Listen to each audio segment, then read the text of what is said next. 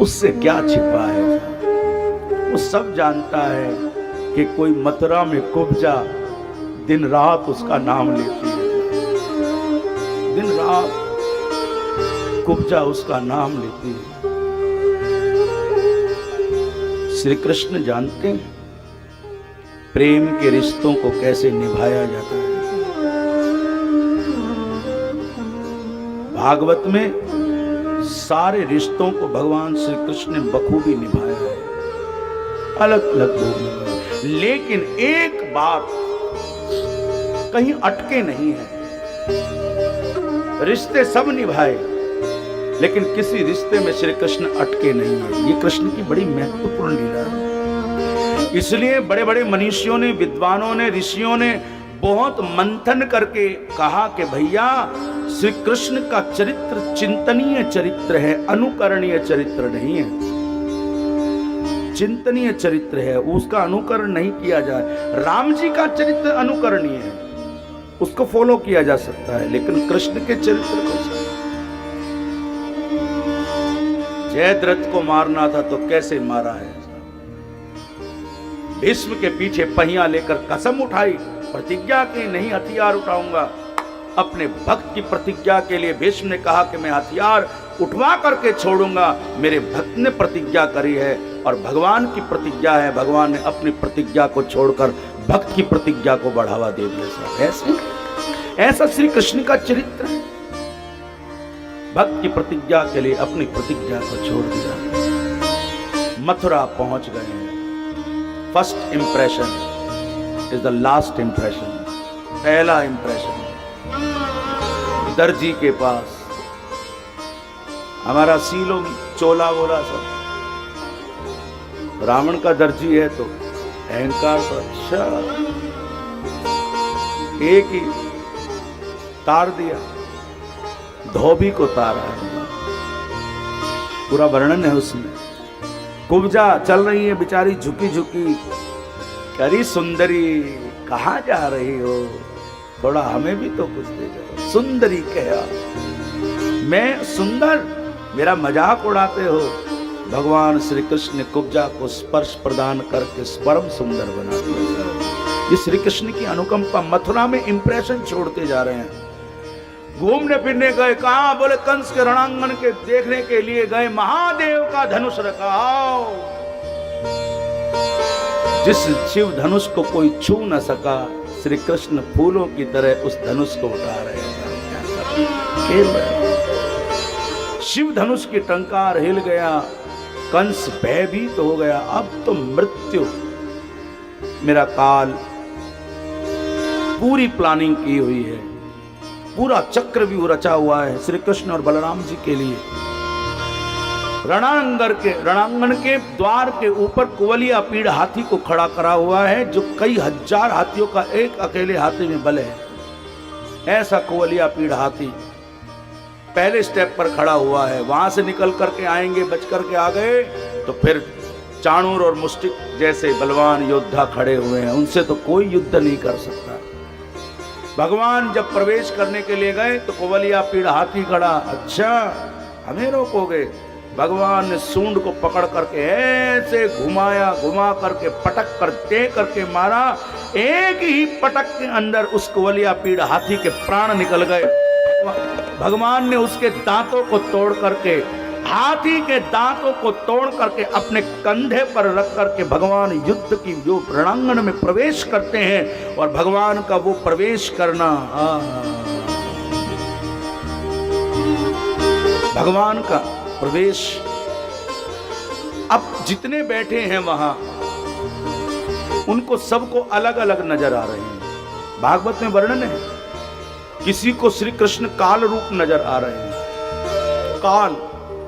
किसी को बहुत मासूम नजर आ रहे हैं, बच्चे भोले से नजर आ रहे हैं। अरे बेड़ा गर्क हो तेरा कंस, तूने इस छोटे से बालक को कितना परेशान किया है।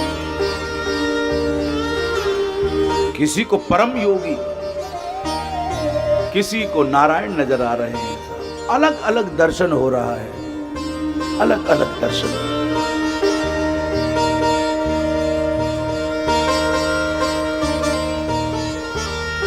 जिस समय जानकी जी का विवाह हुआ और विश्वामित्र जी ने कहा कि उठाऊं राम भव भंजन चापू, उठो राम धनुष को तोड़ दो, तो उदयगिरी मंच पर ऐसे गोस्वामी जी ने चौपाई लिखी कि जब राम जी उठे हैं और जिस अंदाज में उठे हैं, बड़ा मार्मिक वर्णन किया है उसका कि श्री राम जी का राघवेंद्र सरकार की उस समय की छवि कितनी अच्छी है, कितनी माधुर्य से भरी हुई है, क्योंकि जानकी जी के साथ विवाह होना है साहब, जानकी जी के साथ परम सुंदरी है। ऐसे ही आज श्री कृष्ण के सौंदर्य का, उनके पराक्रम को झांकी अब सब देख रहे हैं मथुरावासी। कोई कंस को कोस रहा है, किसी के मन में द्वंद्व चल रहा है, क्या ये छोटा सा बालक कंस को मार पाएगा, क्या चाणूर और मुष्टिक को परास्त कर पाएगा। किसी ने सोचा अरे नहीं नहीं ये तो ब्रह्म है, ये तो मार ही देंगे। सबके अलग अलग मत चल रहे हैं भीतर के अंदर। और जैसे कोवलिया पीड़ को मार के, हाथी को मार करके प्रवेश किया, बलराम जी ने एक को पकड़ा, चाणूर और मुष्टि को एक, भगवान ने एक को पकड़ा, अलग अलग पकड़ करके दोनों ने पटक करके चाणूर और मुष्टक को प्राण उनके हर के। अब भगवान कृष्ण देर नहीं कर रहे हैं और दौड़ करके जहां कंस बैठा था, कंस के मुकुट को गिरा करके एक मुक्के के अंदर उसकी छाती पर प्रहार करके कंस को मार दिया भगवान ने। सारे मथुरावासी जय जयकार करने लगे, बोलिए बाल कृष्ण लाल की जय घोष होने लगा है साहब। सबके चेहरों पर प्रसन्नता हो गई, जय जयकार हो गई। कंस परास्त को मारा गया, जिससे सब मथुरावासी भयभीत हो रहे थे, जिसने सबको भय से डरा करके रखा हुआ था, आज मथुरावासी भय मुक्त हो गए। क्यों? क्योंकि आज कृष्ण जो आए हैं साहब। तो जीवन में जब कृष्ण आ जाएगा तो भय अपने आप चला जाएगा साहब, वो भय अपने आप समाप्त हो जाएगा, क्योंकि जिम्मेदारी श्री कृष्ण ने ले ली। मेरो चिंता होए नहीं हरि को चिंता होए, तो हरि की चिंता हरि करे मैं रहूं निश्चित। जब जब मुसीबत आई है, आप कोई भी शास्त्र ग्रंथ उठा करके पढ़िएगा, सारे देवताओं ने भगवान के जाकर सामने स्तुति करी है। तब भगवान ने कहा मैं ये रूप लूंगा, मैं ये रूप लूंगा, मैं ये रूप लूंगा। तभी तो 24 अवतार हुए, अलग अलग उनकी भूमिका रही है। कंस को मारने के बाद माँ देवकी और वसुदेव जी से मिलन हुआ है। देवकी ने हृदय से लगा लिया, आज तो ब्रह्म के साथ मिलन हो रहा है, मिलन हो रहा है। इतना प्रेम, इतना प्रेम, इतना प्रेम। एक बात देवकी ने अपने मन की बात कृष्ण को कही, सुनो मैं तुमसे एक बात कहना चाहती हूँ। भगवान कृष्ण और माँ का संवाद चल रहा है। माँ कहती है मेरे निर्दोष बालक मारे गए, कंस ने उन्हें मार दिया, 6 पुत्रों को मारा मेरे, एक बार मेरा उनके साथ मिलन करा दो। भगवान कृष्ण ने उनका स्मरण करके माँ देवकी से मिलवाया है, माँ देवकी के साथ उनका मिलन कराया। श्री कृष्ण माँ की इच्छा को पूरा कर रहे हैं। उग्रसेन को बंदी से छुड़ाया है, राजा बनाया है, भगवान मथुरा में निवास करने लगे हैं। और अब भगवान को माँ ने, वसुदेव जी ने शिक्षा ग्रहण करने के लिए उज्जैन में सांदीपनी ऋषि के आश्रम में भेजा है। सांदीपनी ऋषि के आश्रम में जाने पर अल्प आयु में ही भगवान ने सारी विद्याओं को ग्रहण कर लिया। उन्हें कौन से पाठ की आवश्यकता है, लेकिन नर लीला करनी है। भगवान गुरु सांदीपनी ऋषि के सानिध्य में बैठ करके विद्या अध्ययन कर रहे हैं, और वहां मित्रता हुई है सुदामा जी के साथ। उनकी कथा हम कल श्रवण करेंगे, सुदामा जी के चरित्र को। भगवान का मित्र कैसा हो, भगवान का सखा कैसा होना चाहिए, ये सुदामा जी के चरित्र से वर्णन आता है। लौट करके आए हैं, मथुरा में एक बहुत भगवान के सलाहकार भी हैं, भगवान के मित्र भी हो गए हैं, उद्धव जी महाराज। उद्धव जी महाराज बहुत ज्ञानी हैं। कभी कभी ज्ञानी आदमी तो, लेकिन वो ज्ञान शुष्क ज्ञान है, वो ज्ञान प्रेम से भरा हुआ नहीं है। भगवान कृष्ण कहते हैं कि मेरा सखा, मेरा मित्र, मेरा सलाहकार उद्धव जी बिना प्रेम के युक्त है, अभी कोरा ज्ञान है। तो उद्धव जी को कहा कि उद्धव जी मेरा एक काम करोगे? हाँ, मैं चाहता हूं एक बार आप ब्रज हो आए। कोई खास कारण? खास कारण तो यही है कि मेरी गोपियां बड़ी भोली हैं, वो निपट अनाड़ी हैं। आप तो ज्ञानी हैं, आप उन्हें थोड़ा ज्ञान का पाठ पढ़ा करके आइएगा। उद्धव जी ने कहा इसमें क्या बड़ी बात है, मैं जाऊंगा। वो प्रेम में डूबी हुई हैं, जरा सावधान होकर जाना। सावधान की जरूरत क्या है, मैं सिखाऊंगा उनको, सब बता करके आऊंगा। मेरा संदेशा भी लेकर जाना, मेरी गोपियों को मेरा संदेशा जाना। कहा उद्धव ने हंस करके अभी जाता हूँ वृंदावन, अमायन देखूं कैसा है ये भैया प्रेम का बंधन। है कैसी गोपिया जो ज्ञान बल को कम बताती है, निरर्थक लोक लीला का यही गुणगान गाती है, यही गुणगान गाती है। कौन सा है प्रेम जगत में सार, और कोई सार नहीं। मन कर ले हरि से प्यार, और कोई प्यार नहीं। चले मथुरा से जब कुछ दूर वृंदावन निकट आया, वहां के प्रेम ने अपना अनोखा रंग दिखलाया। उलझ कर वस्त्र में काटे लगे उद्धव को समझाने कि तेरे ज्ञान का पर्दा फाड़ देंगे ये प्रेम दीवाने, तेरे ज्ञान का पर्दा फाड़ देंगे ये प्रेम दीवाने। गरज पहुंचे वहां उद्धव जहां था गोपिका मंडल, वहां थी शांत पृथ्वी हवा, आकाश था निर्मल। हजारों गोपियों के बीच में थी राधिका रानी, सभी के मुख से रो रो कर निकलती थी यही वाणी।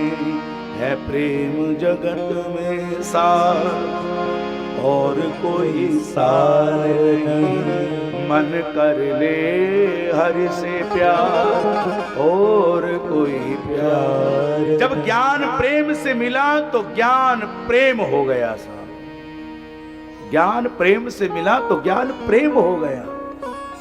परिणाम सुनी जब प्रेम की बातें, तो उद्धव की खुली आंखें, पड़ी थी ज्ञान मद की धूल जिस पे वो धुल गई आंखें। पड़े फिर राधा की चरणों, कहा गुरु ज्ञान ये पाया, बनाकर दिल को निर्मल उद्धव ने भी गीत ये गाया।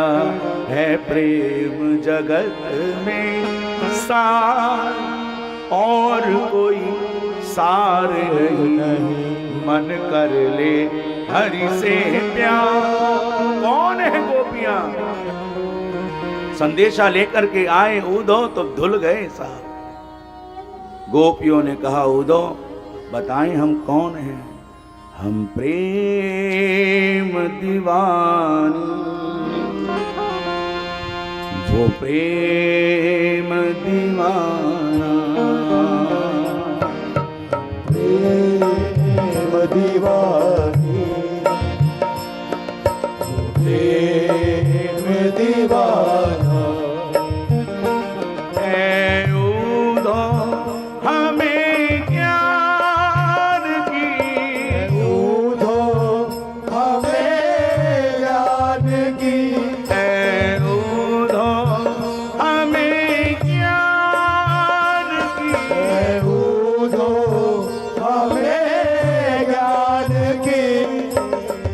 होते न सुनाना।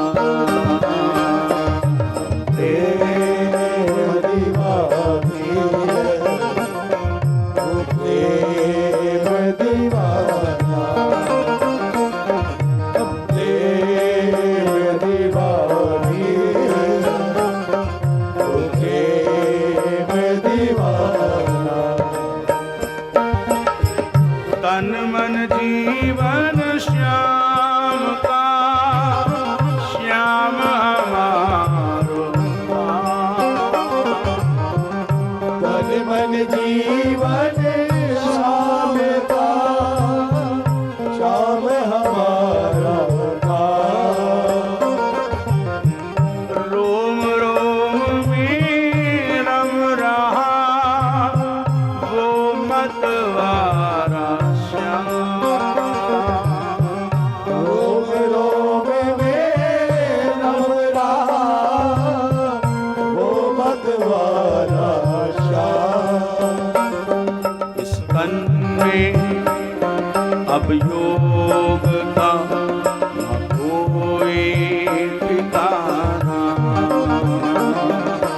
तन में अब योग का कोई ठिकाना। है ऊधो हमें ज्ञान की, है ऊधो हमें ज्ञान की, होते न सुनाना। प्रेम दीवानी है, वो प्रेम दीवाना। प्रेम दीवानी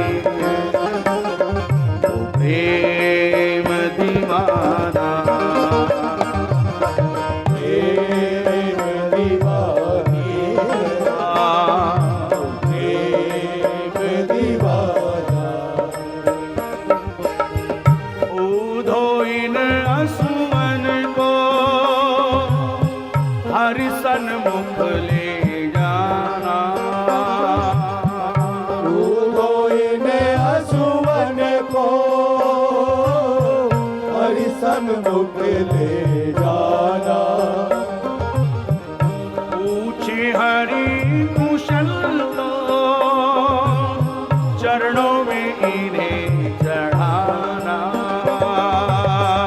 पूछे हरि कुशल तो चरणों में इन्हें चढ़ाना। कहियो जी तेरी गोपिका ये तुच्छ नजराना। योगी तेरी गोपिका कुछ नजरा। है ऊधो हमें ज्ञान की, है ऊधो हमें ज्ञान की, है ऊधो हमें ज्ञान की। है ऊधो हमें ज्ञान की, होते न सुनाना। प्रेम दीवानी, वो प्रेम दीवाना। प्रेम दीवानी, प्रेम दीवाना।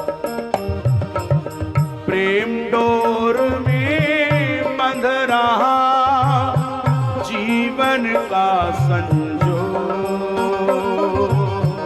प्रेम डोर में बंध रहा जीवन का संयोग। चरणन की पूजा करे यही हमारा योग। चरणन की पूजा करे यही हमारा योग। कानों में सदा गूंजता बंशी का तराना। रोए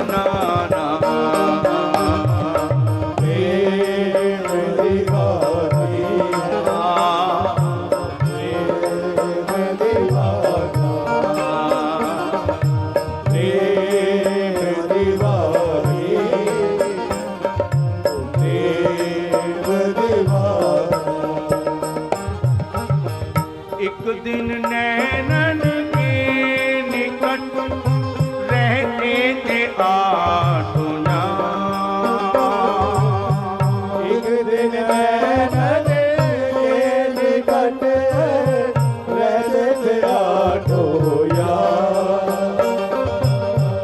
बैठे हमें विसार के वो निर्मोही श्याम।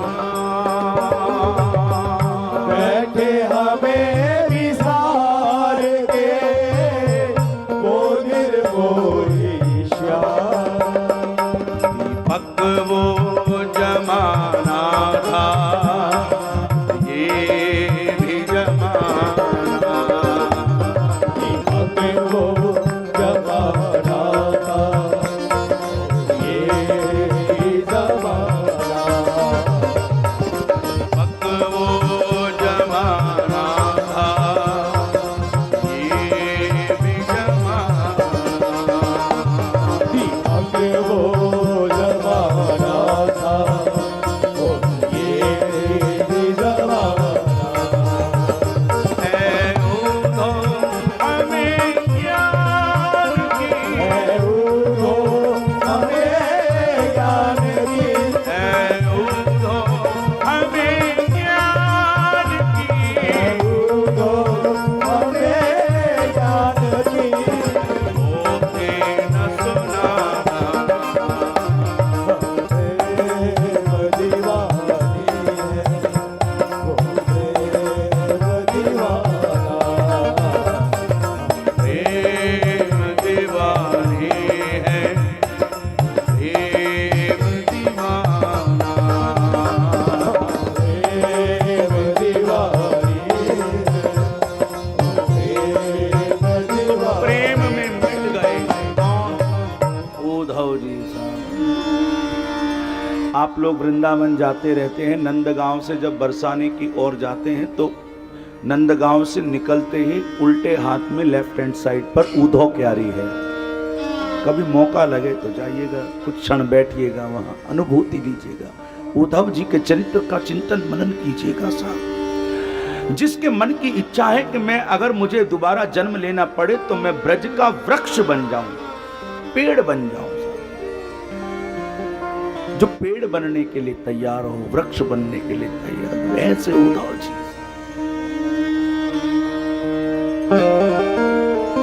कभी कभी ज्ञान पिघल जाता है। जब पिघल जाता है देख करके, हनुमान जी महाराज जानकी जी को देखकर पिघल गए।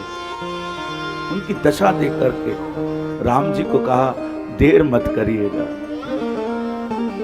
मैं आपसे प्रार्थना कर रहा हूं, देर मत करो, लंका पर जानकी जी को ले आइएगा। आज गोपियों की दशा देख करके श्री कृष्ण को कह रहे हैं, उद्धव आप एक बार ब्रज चले जाइएगा सर।